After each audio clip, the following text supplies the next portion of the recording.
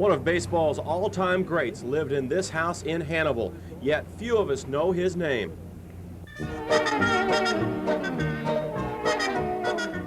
Jake Beckley was one of the first stars of Major League Baseball. He played 20 years in the major leagues, starting with the Pirates back 100 years ago, then went on to join the Giants, Reds, and Cardinals. Jake Beckley was a tremendous hitter. In fact, his nickname was Old Eagle Eye. Beckley ended up with more career hits than Joe DiMaggio, Yogi Berra, Ernie Banks, and the same number as Rogers Hornsby. For the record, Beckley ended up with 2,930 career base hits for a .309 average.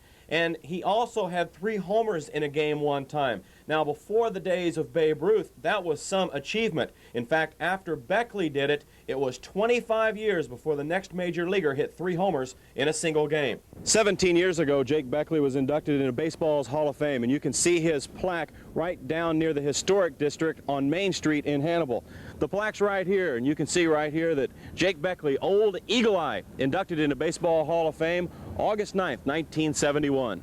As good a hitter as Beckley was, he was a terrible fielder. In fact, they called him Old Scatterarm. Now, everybody knew that he couldn't field, so one day Tommy Veach of Pittsburgh laid down a bunt and made Beckley field the ball. Well, Beckley had to field it and pitch it to the pitcher back then to get the out. Well, in Beckley's normal manner, he threw it about 1.5 yards over the pitcher's head, and while they chased the ball down, Tommy Veach hit the bases. He was on second, rounded second, on his way to third, rounded third, headed for the plate. Now, Beckley finally picked up the ball, and he knew that if he picked it up and threw it, that was the same as giving Veach a run.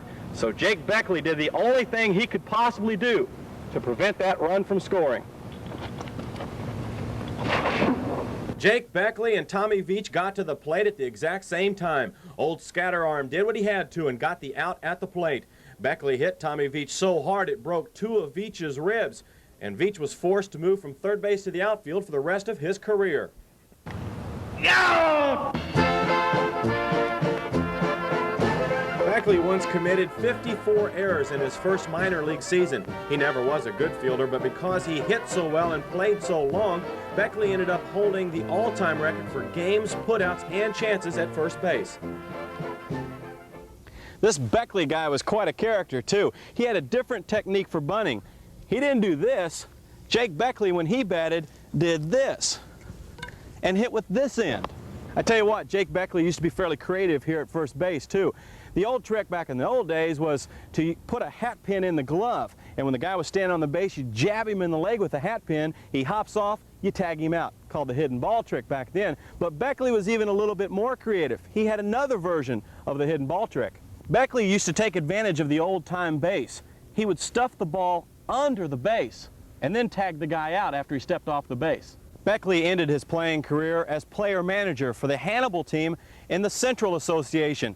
Then after retiring, 7 years later, he died and now is buried up at Riverside Cemetery in Hannibal. Jake Beckley, Hannibal's Hall of Famer, on his 121st birthday.